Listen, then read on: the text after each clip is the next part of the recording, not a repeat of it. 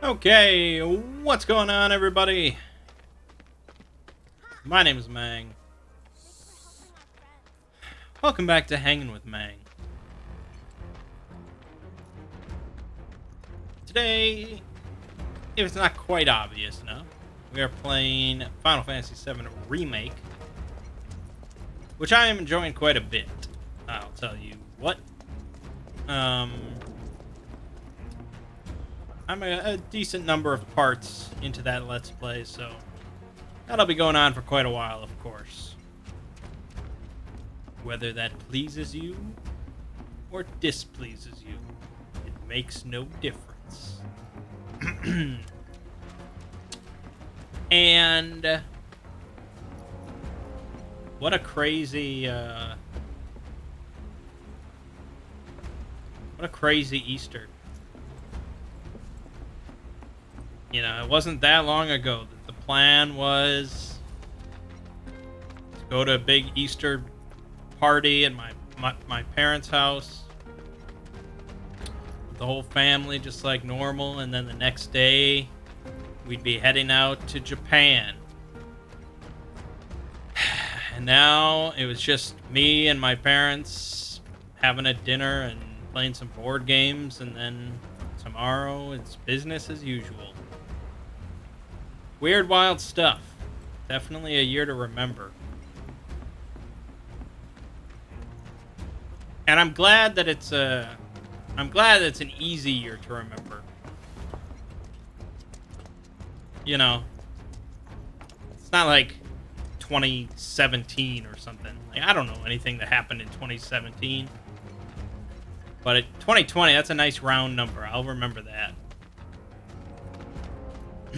Anyways.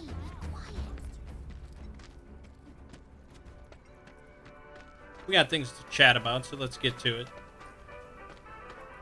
This week on this channel, as mentioned, we had Final Fantasy VII Remake. That's going to continue for a while. We finished up Doom Eternal. Great game. Great game. And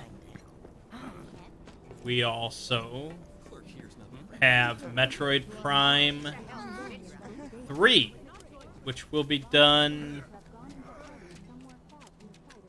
I don't think it'll get done quite this week, but pretty soon. Oh, pretty soon. Pretty soon. And then Metroid Other M.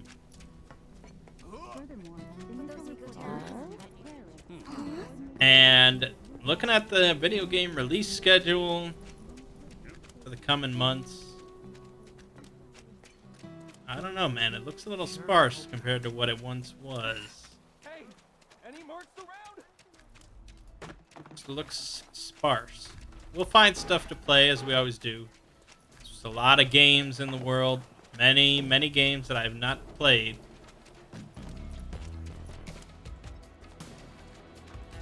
I'm not overly concerned, but it's a bit of a bummer.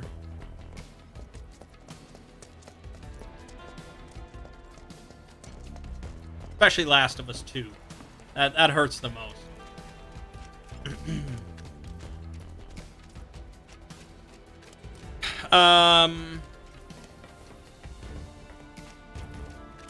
Over on the Exploring series, I released a video this week about anomalous diseases.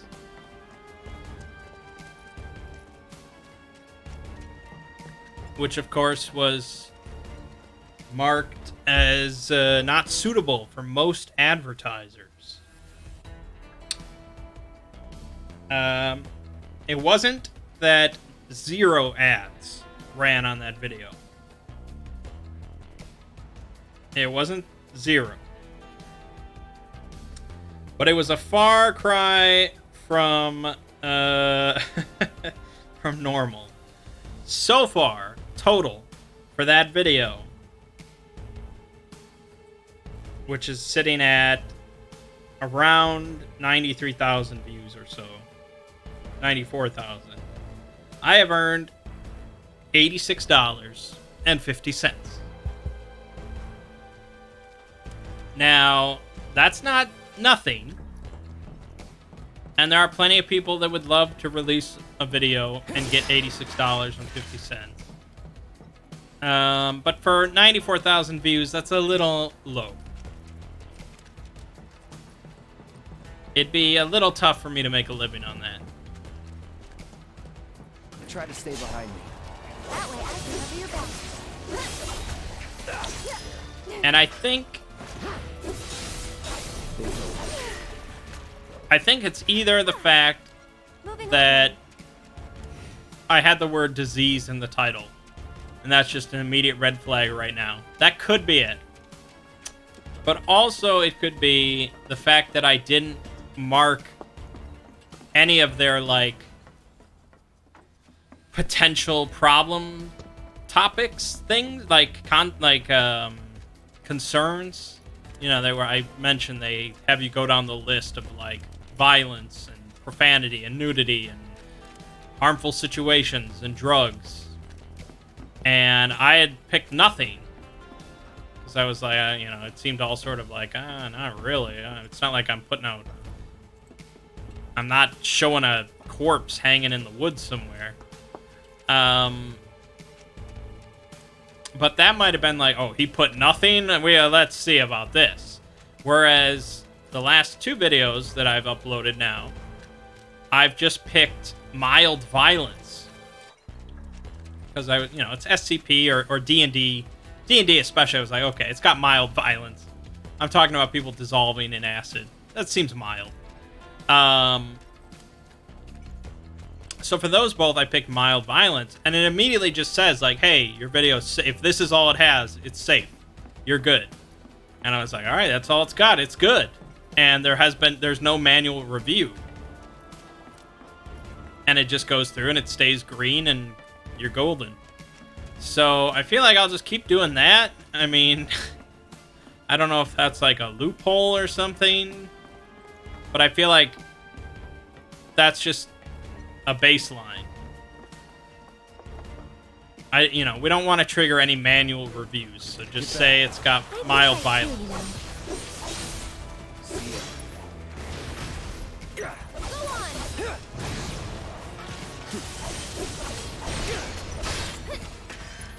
Brace yourself. Nothing to it. So anyways, yeah, I released a video on gelatinous cubes in Dungeons and Dragons. Very short video. Very short. 6 minutes or so. I mean, there's really not a whole lot to say about gelatinous cubes. But I was like flipping through the bestiary and I'm like, how can I not... If I'm going to make a series all about, well-known D&D monsters and interesting D&D monsters, how can I leave out gelatinous cubes? So, it got some views. Not that many, because probably a lot of people don't care to click on a 6-minute video about gelatinous cubes. But it didn't take that much effort, so it's all good. And then I worked on a video on the Unusual Incidents Unit, the FBI, a group of interest in the SCP universe. Basically, the X-Files in SCP. But, whereas in X-Files, the FBI and stuff, they're sort of presented as competent, I suppose. Because there's not really any... I've never really watched X-Files, but I don't think there's like an SCP equivalent in that show. Whereas in the SCP universe, you have a lot of big players. I'll take care of them. Good night.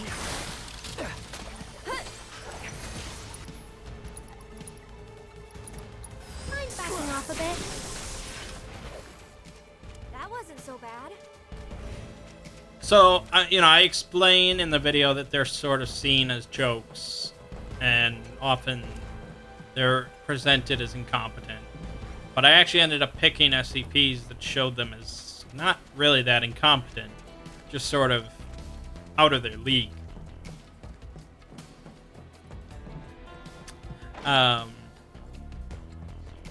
It ended up being a 30-minute video because I picked some SCPs that are actually pretty lengthy.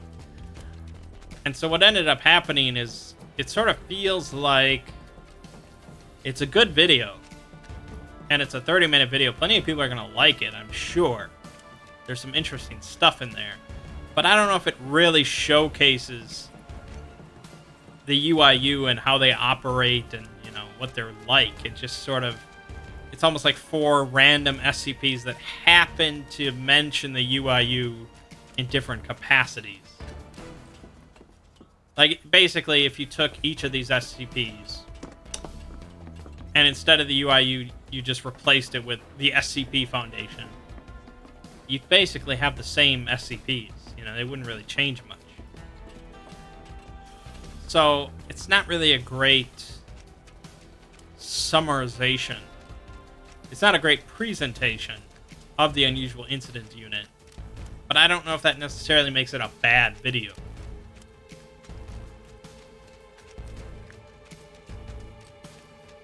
I guess the thing is, I always have these lofty dreams of, like, somebody's like, I'm gonna go on Google and I want to learn about the Unusual Incidents Unit. And then they see my video and they're like, oh, this is gonna teach me all about the Unusual Incidents Unit. And they're like, wow, now I know everything about the Unusual Incidents. You know, that's sort of my lofty dream in my head. But that's not really what happens is just... you just have a bunch of fans, and they watch the stuff you put out. And that's it. And it's like... I mean, it's not that they don't care about the topic. Obviously. You sure you Get ready. Hey! But it's more about, is it entertaining than is it really educational? At least that's what I think. So, I'm not going to sweat it too much. It's a 30-minute video. People will like it. Enough said. Enough said. And so for the background music, I used all the soundtrack for, like, the first season of X-Files. I felt that was pretty appropriate. And I ended with the X-Files theme in the background. Should be all good.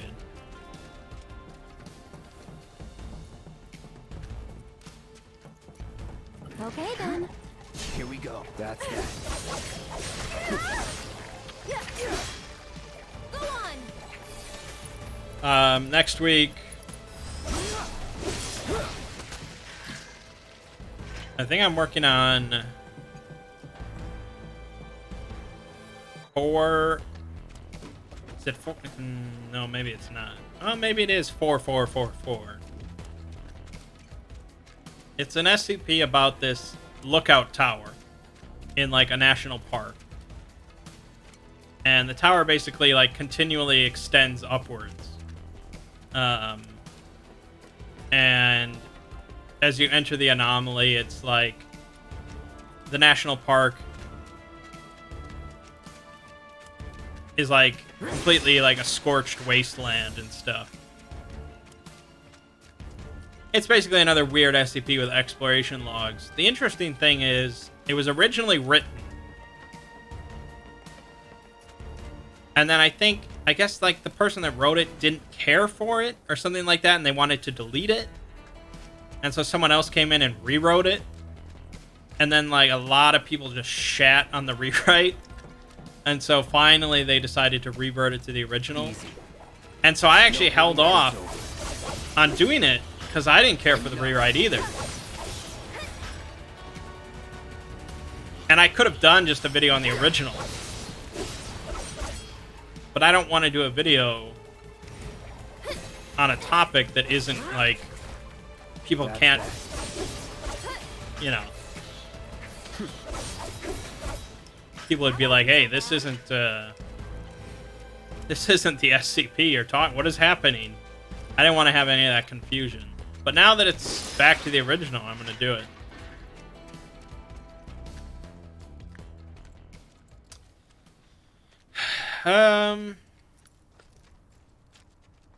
Then people keep requesting that I do a video on gamers against weed. Made with homegrown spices. And I just don't like gamers against weed. It's just not my thing. It's not like necessarily a bad group of interests. Clear down this way. That sure was something. Hey, you're a soldier, right? It's just not. It doesn't interest me. It doesn't entertain me. It doesn't excite me in any way. It's all just memes. Think you can help me out? And it, not necessarily like. Still aren't I mean, it's sort of like elevated memes in a sense. I mean, it's a bit more subtle a lot of the time I'm glad I moved. to a degree, depending on the SCP. But it's just sort of like, it's basically, are we cool yet? Ramped up.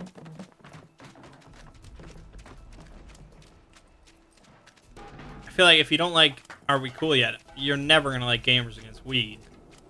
And even I'm sort of okay with Are We Cool Yet, but yeah, I have yet to read a Gamers Against Weed article that I enjoyed.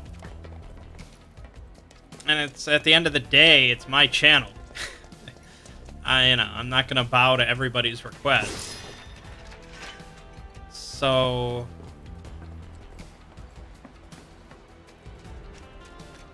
yeah, I can't imagine I'll do a video on it. I know people wanted me to, yeah, it's just, I don't care for that side of the SCP universe. There's plenty of topics I'm not going to cover just because I don't care for it.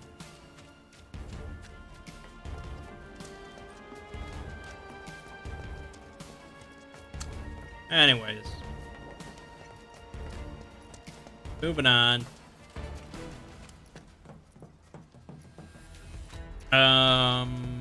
As for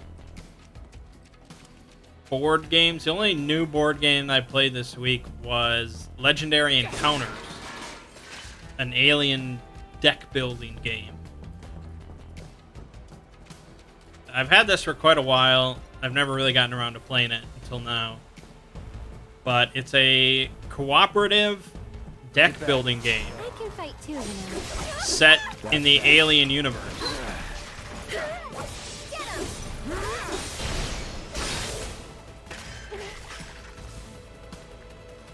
See ya. It's over.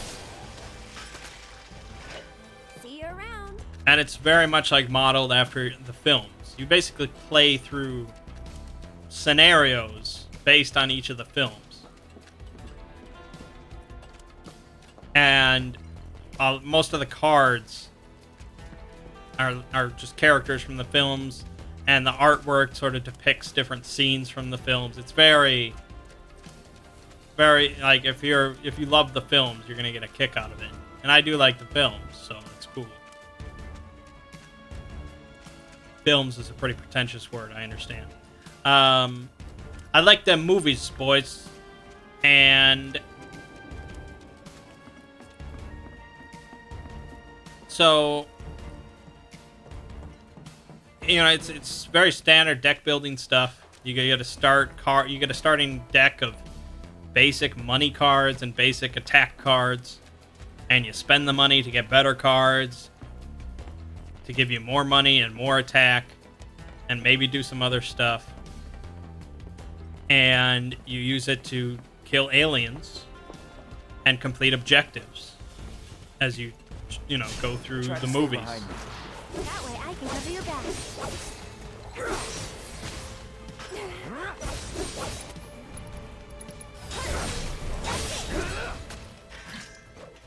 Was never in doubt. And there's not a whole lot to say about it. It's just sort of generally fun. If you like deck building games, the fact that it's cooperative is really cool.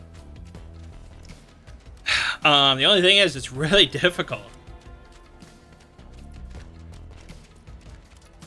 We've played it twice now, trying to play through Alien, the first movie.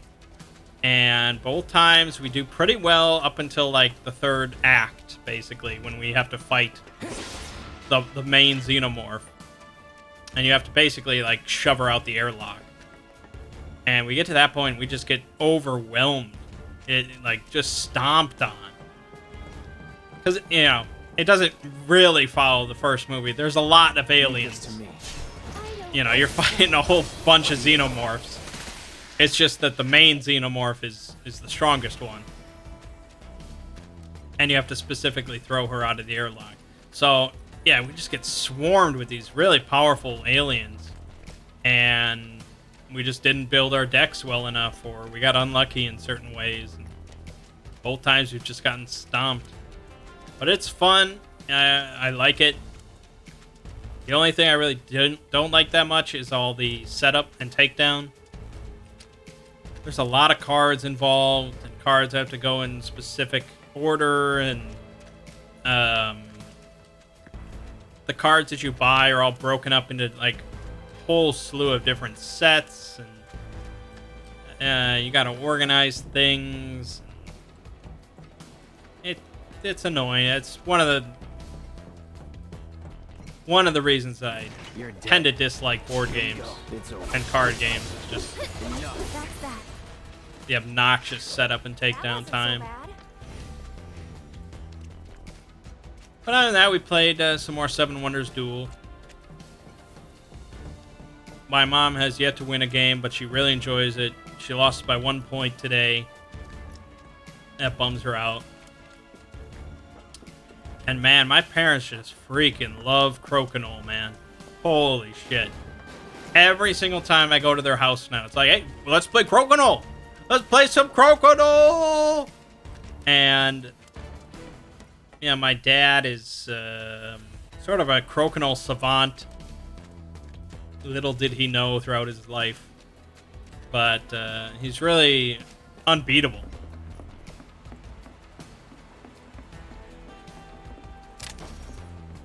Oh, nice.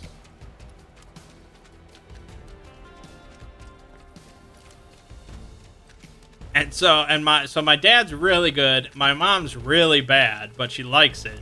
So they play together all the time on their own because I left the board at their place, and my dad just obliterates my mom. I keep telling him he's gonna have to play like,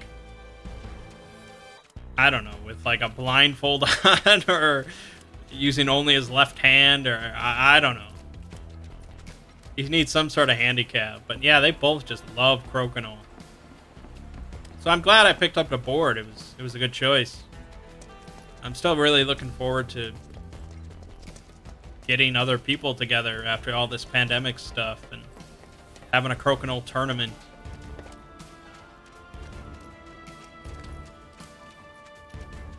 Anyways, moving on to roll Mangg.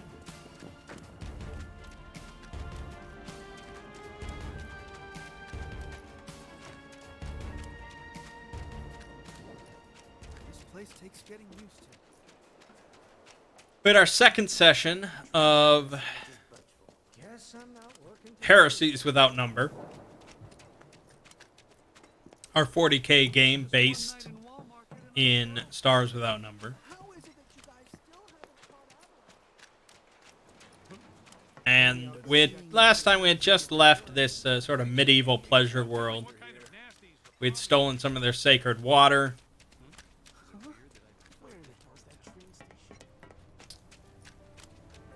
And we were now sort of debating what we wanted to do next. And the rogue trader basically left it in our hands. The sweet and spicy level's up to you. We could go back to the medieval pleasure planet, continue poking around, and try to confirm if this Grand Bishop character is actually some sort of demon or great servant of Slanesh. Or we could go to this other planet where the rogue trader had some sort of opportunity available to us. So we could move on.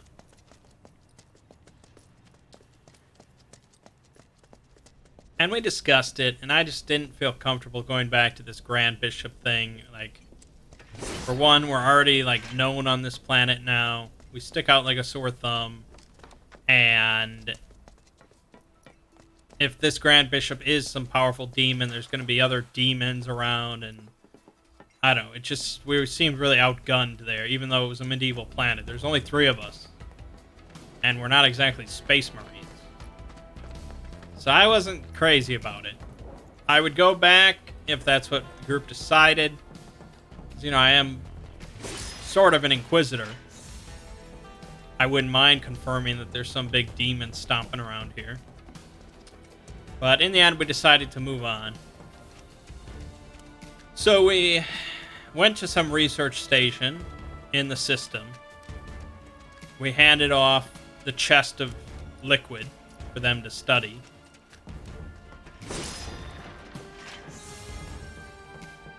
And we went on to this sort of desert world where the Adeptus Mechanicus were set up.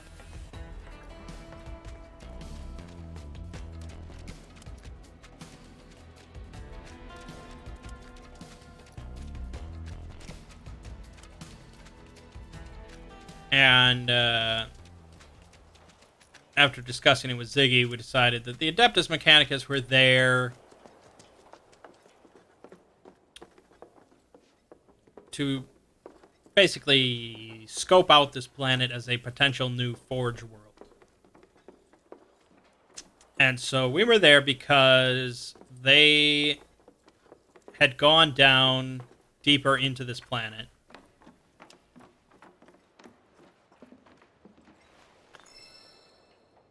And they had found a big door. And something about like the gas or something on there was messing with their cybernetic circuits. Their bionic circuits or whatever. And so they wanted us to go down there and scope out this door and see if there's anything valuable down there. They suspected there was technology.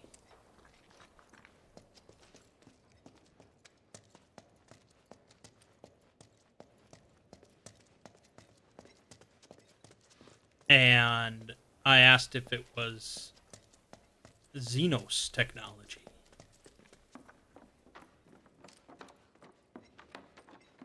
And I don't think they knew that I was yeah, they didn't know that I was an Inquisitor. So I think I think they said they didn't think so, but you know, certainly could be, couldn't it? So we grabbed all our spelunking gear, and we headed down there along with one of these Mechanicus members. And we did some spelunking, and we had to sort of crawl along a ledge, and the Mechanicus dude fell off into a chasm, and I had to teleport to save him. But it's all good. It's all good. I did. I feel like he probably at that point should have questioned the fact that I used psychic abilities, since I did not tell him that I was an inquisitorial acolyte. But I guess he just assumed that I outranked him and it was all good because, you know, Ziggy didn't make a fuss about it.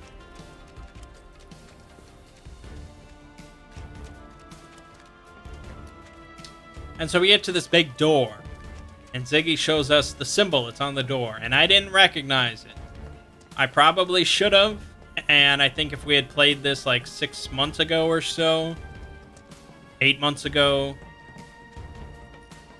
I probably would have recognized it back when I was really into 40k. But knowledge leaves my head quickly nowadays, I guess. I'm jamming too much in there. So I didn't recognize it, and I'm like, okay, that's cool. No, I guess I felt vaguely familiar.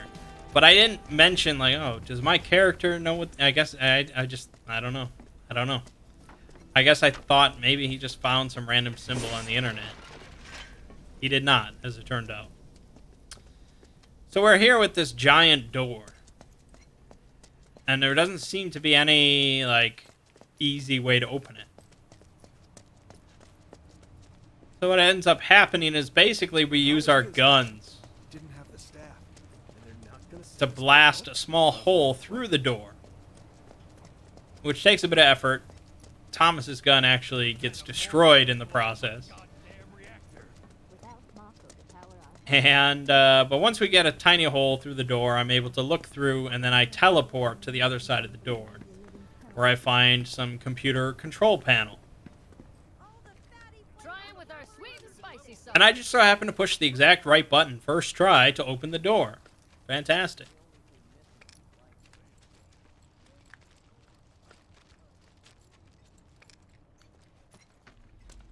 And things are lighting up now. And the Mechanicus dude starts poking around with the control panel.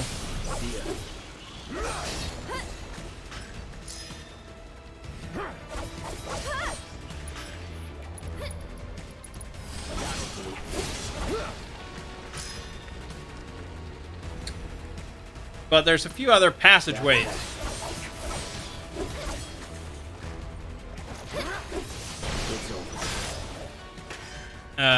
Connected to this control panel room. So we all start heading down one, scoping it out. Try to stay behind me. That way I can cover your back. Enough. It's over. And after a short while, we come across this small room containing 5 or 4 sarcophagi. And at this point, of course, my spidey sense is tingling. And I start to suspect that perhaps we're dealing with Necrons.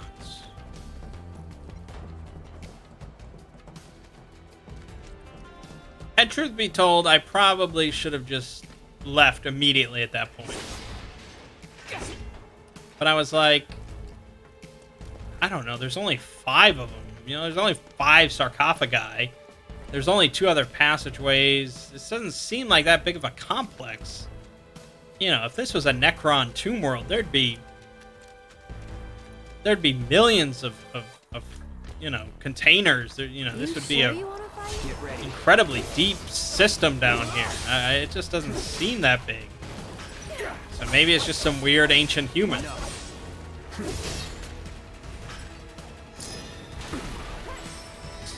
So each of the sarcophagi has a little console connected to it. And we're safe. And so Thomas starts hitting buttons, trying to open this sarcophagus.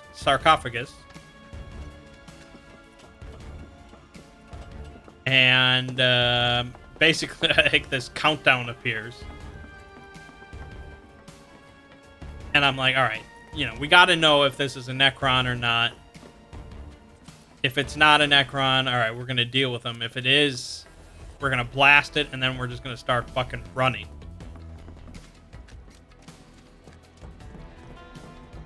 And so, sure enough, a Necron pops out, and Mert tries to shoot it and misses completely, and then we basically all just run away. Because the Necron didn't come out armed, so he didn't just shoot us or anything. But it seemed like the other sarcophagi were starting to count down, and things were opening up. So we're sprinting out of there, and we have to go around this chasm. We have to walk around this ledge to get around this giant chasm. Try to stay behind me. That way I can cover your back. And so That's that. we actually all slipped That and wasn't so fell bad. down into this chasm. All 3 of us. It was brilliant. I, of course, teleported to safety, and all was well. The other 2 not so lucky. They had to try and use some, like, pittons and grab onto the walls of this chasm to stop themselves.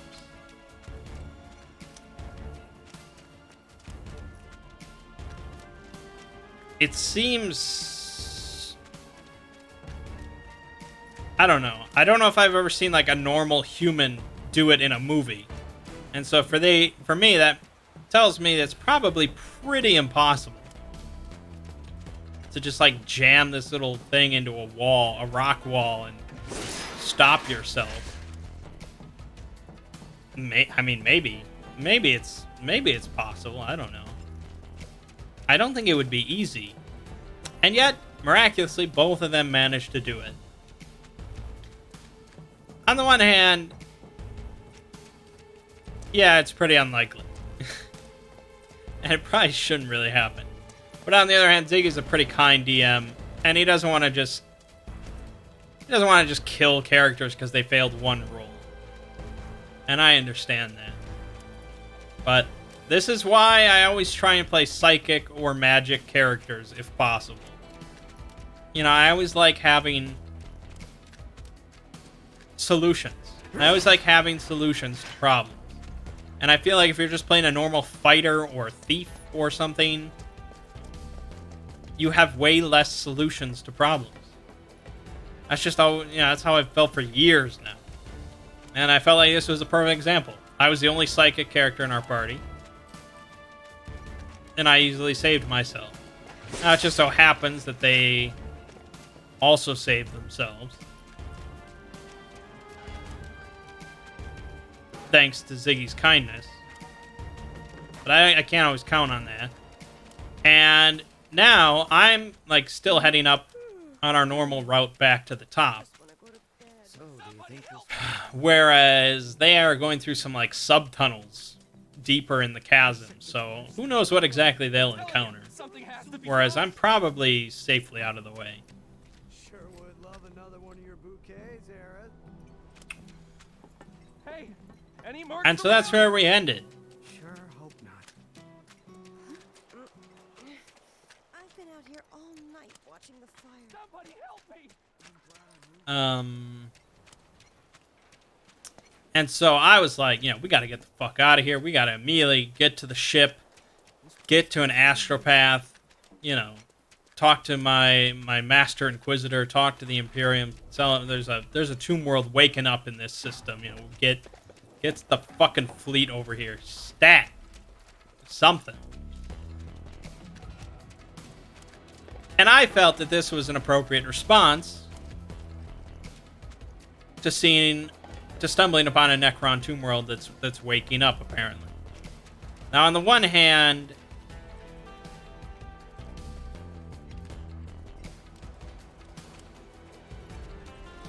that thought process is sort of partly based on the fact that my character has never encountered Necrons and only probably heard horror stories about them. So I don't know if it's actually like... I don't know exactly how Necron tomb worlds work. Like that much? Sort of. I don't know if that automatically means the entire world is going to wake up and they're going to just start fucking everything up immediately. I'm not exactly sure. So, but that was my thought process. Now, Ziggy... I mean, it's sort of weird because, like I said, I played a bit of the Mechanicus game. It's like a turn-based tactical RPG where you play as members of the Mechanicus exploring Necron tomb worlds, and you fight a bunch of Necrons and stuff. And so in that game, I mean, the tomb worlds, like, it's just like a labyrinthine, highly technologically advanced complex. And the Necrons there's just... And based on my lore understanding, these tomb worlds contain millions, if not billions, of Necrons each. And so the way Ziggy presented this, it's almost like... it seemed like maybe there was like 20 Necrons sealed away behind that door. I mean, there was only like 3 little passageways. Maybe one of the passageways led to the whole system. But the fact remains that I just don't think a Necron tomb world was the smartest choice for our second session. My concern is that Ziggy basically saw...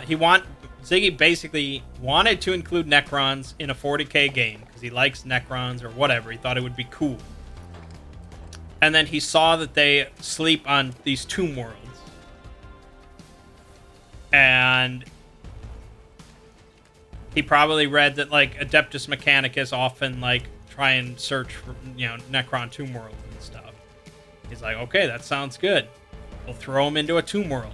And there'll be a few Necron, and they can fight with the Necron. And, you know, maybe they'll get some treasure if they kill some Necron.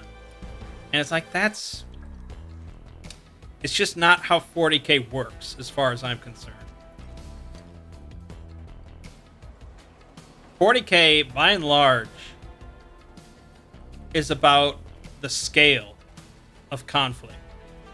You know, compared to every other sci-fi universe, the scale of conflict is immense. Battles where millions fight millions on a pretty regular basis. Now, that's not always the case. I mean, Eldar are sort of a special thing. They don't have quite the same numbers. But you look at humans, orcs, Tyranid, Necrons, even the Tau. You're talking about just numbers upon numbers. And that's the cool part of it. And so that's sort of the tricky thing for trying to do like a 40k RPG. And trying to throw in like a lot of cool little, like, trying to have us fight Necrons or Tyranid or orcs. It's just such an immense number at all times. Now maybe there's small conflicts here. I guess I just don't know enough to really say one way or another. Because as far as novels that I've read, it's mostly like Horus Heresy stuff, which is all pretty big scale. And now I'm reading the Eisenhorn books, which are really cool. But that's not really a good model, I guess, for the campaign we're playing, because that's an Inquisitor. It's more of just like a mystery than Rogue Trader stuff. So I guess I don't know enough about how a Rogue Trader operates, but I don't know, something about throwing a Necron Tomb World at Session 2 just seems a little off.